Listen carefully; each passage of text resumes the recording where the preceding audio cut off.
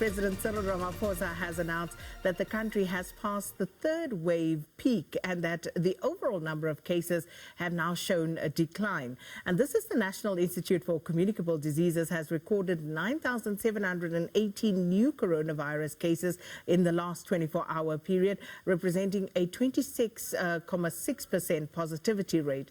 Now, a further 287 COVID-19 related deaths were also recorded, bringing the national death toll to 69,775. There are still almost 150,000 active cases in the country. The president also announced that the country is moving from adjusted alert level 4 to level 3 of the national lockdown. So to talk to us more about these latest COVID-19 statistics and all other related matters, we joined on via Zoom by Dr. Aslam Dasoo, who's the co-convenor of the Progressive Health Forum. And thanks so much for your time this morning, Dr. Dasoo, and welcome to Morning Live. Good morning. Thank you for inviting me. So firstly, are we ready to move to that adjusted level 3 of the lockdown, given that the numbers are still fluctuating? We've been reporting in the news a province like KZN, for example, where testing has been disrupted because of the unrest. So are we in fact ready? Is it the right thing to do at this point? Yes, I think so. Given that the national picture indicates that we are certainly in a declining wave at this point, the government always has very little room to maneuver. We know this on every one of these, after every one of these family meetings, you can see an adjustment happening. But frankly speaking, these measures won't have much impact. I see they've opened up into provincial travel. The alcohol restrictions have been eased, and that may have an effect in terms of more trauma beds coming into play. But I think overall the pressure on the system is reducing, and so I think it's perfectly justified, although I don't think it allows you to have Savannah at 6 in the morning. But for other, for all of the other measures, I think that's quite reasonable. I think the most important and what has certainly made a number of us quite happy is that the age de-escalation in terms of accessing vaccine is now, I think to all intents and purposes done away with. Anyone over the age of 18 from September 1 will be able to get the shot. And this is the singular most important intervention we can make at this time in order, and I need to say this, not to prevent a fourth wave. We will probably get a fourth wave, but we will be able to seriously attenuate it if we are able to vaccinate at scale before that occurs, probably at the end of the year. And if we look at the vaccination rollout program, do you believe this is starting to bear fruit just in terms of the strain on hospital beds, for example, and also just generally people getting ill? Look, I think, vaccine takes a while to stimulate an immunogenic response. So, it can take up to a month per person. So because we've only scaled up the rollout in the last couple of weeks during the third wave, it's unlikely that the third wave will have been affected by the increased vaccination rollout. The only real benefit, I think, will be for the next wave. If the rather ambitious projections of the government of hitting 35 million people by the end of the year comes to pass, and we hope it does, but the pandemic always throws up curved balls. But if it should happen, then perhaps we will attenuate a fourth wave quite significantly. And that would move us to where other countries are experiencing high rates of vaccination and very low rates of hospitalization and deaths. So because these vaccines don't give 100% protection, people may still fall ill, but it'll be mild and moderate illness. We won't be getting very sick or needing hospitalization. And that is the big win to get us beyond the emergency phase of this pandemic. So if we can just unpack some of that. So we have the Johnson & Johnson vaccine, and we have Pfizer at the moment being administered in our vaccine rollout program. So You said about a month before we start to see some benefit after having taken the vaccine. Does this apply in both cases? And if you are receiving Pfizer, which is 2 jabs, what sort of protection do you have after about a month? Very good protection, even after the first jab of Pfizer. And that protection lasts quite a long time. As you know, we moved from a 3-week wait for the second jab to a 6-week wait. In the United Kingdom, it was a 12-week wait. In fact, it's been shown that the longer you wait, the more robust the immune response from the second jab actually is. So as long as someone's gotten their first jab, and, you know, in first 3-4 weeks pass, they have high degrees of protection. And as you know, the J&J jab is a single-dose vaccine. And so that will be also a 3 to 4 week wait before you can be assured of having the sufficient immune protection. So either one would work at this point. The point would be to get as many first shots, if it's Pfizer, into people as possible, or the J&J. And I understand the J&J supply will be beginning once again after the disaster that happened a month ago with the contaminated batch. And Dr. Dasoo, you know, Leanne and I were joking about it, but there are very real questions about the consumption of alcohol along with receiving a jab. So what is the protocol in that regard? Well, there's no direct link between having alcohol and having the jab. You know, as a physician, I have to say, make sure you do everything in moderation, including alcohol intake. And as we said, morning alcohol intake is not generally recommended. But if you've had the jab and you know, you're a moderate drinker, there should be absolutely no problem. However, you know, in this time, we would urge people to seriously moderate the alcohol intake, especially since there's so much pressure on health services. And we know that alcohol does diminish inhibitions and makes driving very erratic, and lots of trauma follows that. So apart from that, I think the raising of the alcohol restrictions really wouldn't matter much in terms of the vaccine rollout. And Dr. Dasoo, just in terms of people reporting adverse reactions to taking the vaccine, have we had any feedback in that regard as yet? Sure, there's been quite a bit of, you know, there's a strong surveillance system, both from the Sisonke trial and subsequently, for the reporting of adverse events, and there have been a fair number of those. But it's in keeping with the incidents we're expecting, and it's very, very low. There have been some 28 deaths recorded after over 6 million jabs, so that's a vanishingly small number. Of course, it's important for those affected, but all of these deaths are being thoroughly investigated. There's always the possibility that people were infected while they got their jab or too soon after and then suffered the consequences of that. They may have had comorbidities. They may be in a particularly vulnerable age group. So all of those things will be investigated.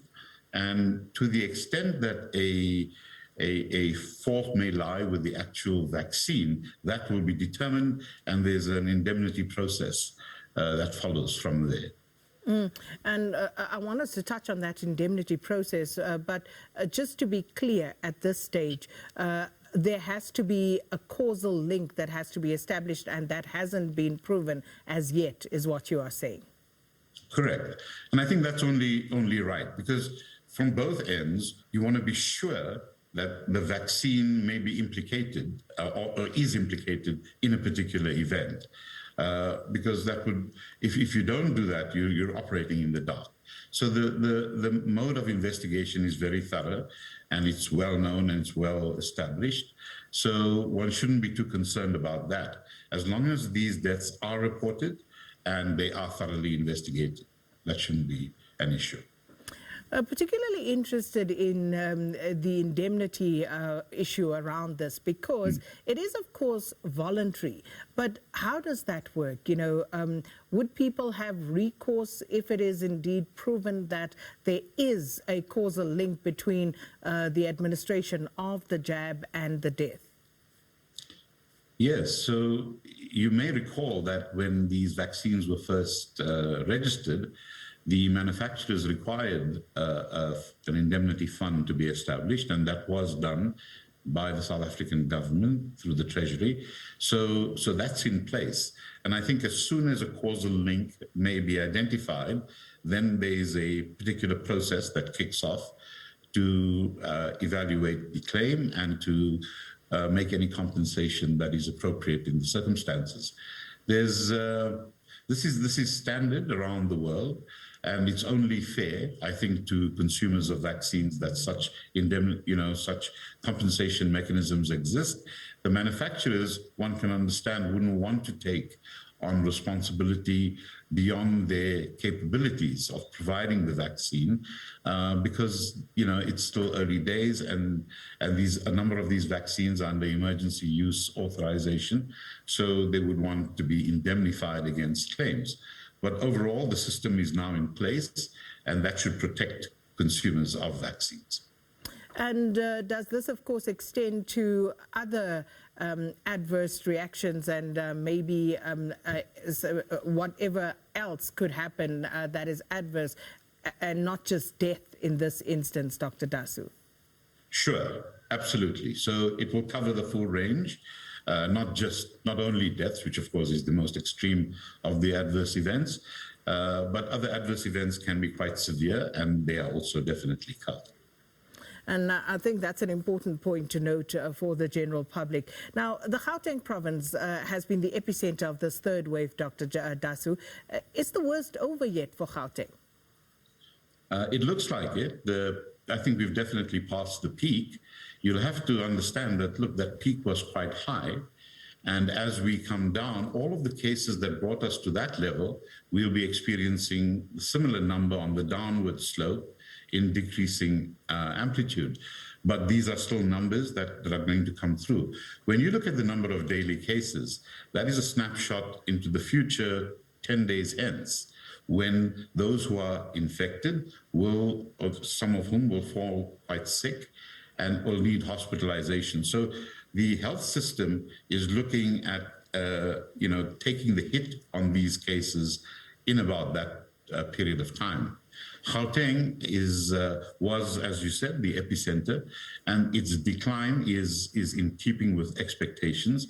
There are a couple of other provinces that are still on the up. I think KZN is one of them, but the others are also showing gradual decline. So overall, we think the national picture is that the wave is in decline, and that we should be reaching a trough, a level before the wave, in about 2 or 3 weeks' time in terms of new cases. And the department, of course, noting what had happened in Gauteng and KwaZulu-Natal over the past few weeks, and raising concern about the possibility in a rise in positive COVID-19 cases as a result of those gatherings, and that this could possibly lead to a fourth wave, I'm loath to say, but this is the talk at the moment.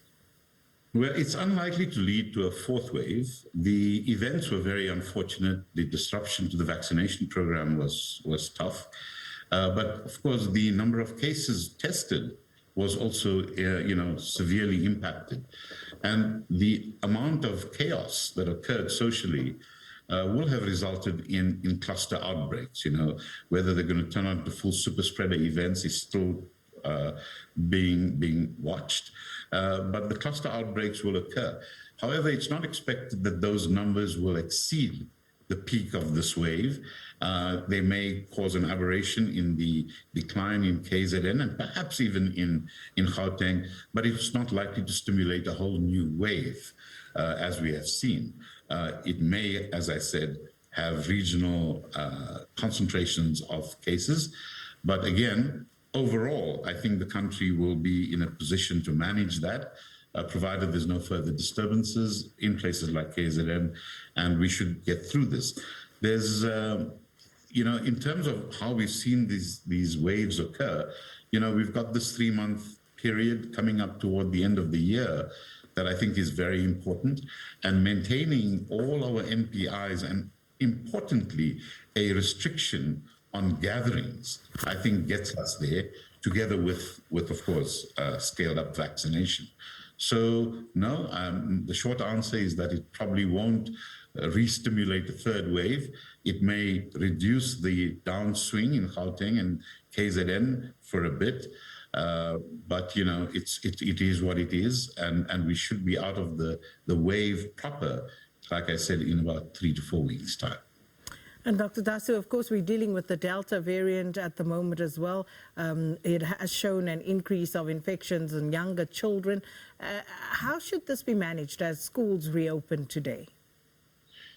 Yes, I think you have to accept, and I think people struggle with this, that the harm caused by keeping schools closed is far greater than the risk posed by children getting infected or passing infection along. They are still a very, very low risk group in terms of this disease profile. So the Delta variant, as you mentioned, is highly transmissible. And of course, we've been seeing as the numbers grow, the age group, the younger age groups also getting caught in the net of this infectious phase. And people are alive to that issue. There's a lot of work being done and research being done on exactly the kind of range of clinical consequences on children, but the overall numbers are still very small. The big risk still sits with the over 50s and those with comorbidities. So even the vaccination program being opened up to the over 18s is all well and good, but we have to first get the over 50s vaccinated as widely as possible. Even as we start the vaccination of the 18-year-olds and so on. Look, in the United States and the UK, they're looking at vaccinating 12-year-olds and above. And I think those countries are probably well positioned to do that. We are very far from that situation. The idea of opening up to over 18s for us is important because we need the mass of a population to be vaccinated, as many as possible, to attenuate the community spread of this virus. And just on a final note, and it's total curiosity on my part, are we any clearer, Dr. Dasoo, as to why this virus tends to attack, and in some instances very violently so, older people, and yet children seem to go unscathed? I mean, I'm thinking of a young couple that I know whereby both the parents were infected and very young baby, and the baby's totally fine. How does that work? Well, look, at different stages of your life, your immune systems, is evolving. The way this virus attacks, it causes a reaction in those it infects that will, in the case of people with comorbidities or very old people, certainly over the age of 50, would have an immune response that's possibly far more vigorous than would be expected, in a normal infection. And that's one of the dangers of SARS-CoV-2. It induces what is in some instances, what is called a cytokine storm. It's like an overstimulation of your immune system, which is actually what causes the damage to lungs, which leads very often to death. In younger people, we don't notice that. We don't see that kind of reaction. Kids also in a phase of growth, which allows them to overcome most infections that they get as their immune system matures. And it's the way they respond. And this is the subject of research to SARS-CoV-2 that's already very well documented, that shows very low incidence there. The exact molecular or genetic mechanisms at play are not yet fully understood, but generally speaking, we can put a causal link according to age bands quite clearly, just given the demographics and the statistics around the pandemic. So in short, I can't give you an exact answer as to why it happens. We just know it happens, and we can document it, and we can surveil it for as long as we need. When we get to the exact molecular and genetic reasons, I'll be sure to come and tell you what those are. Appreciate it. Thanks so much for your time, Dr. Aslam Dasoo, co-convenor of the Progressive Health Forum, on President Ramaphosa's address to the nation on government's latest COVID-19 pandemic response and moving the country to level 3 lockdown restrictions.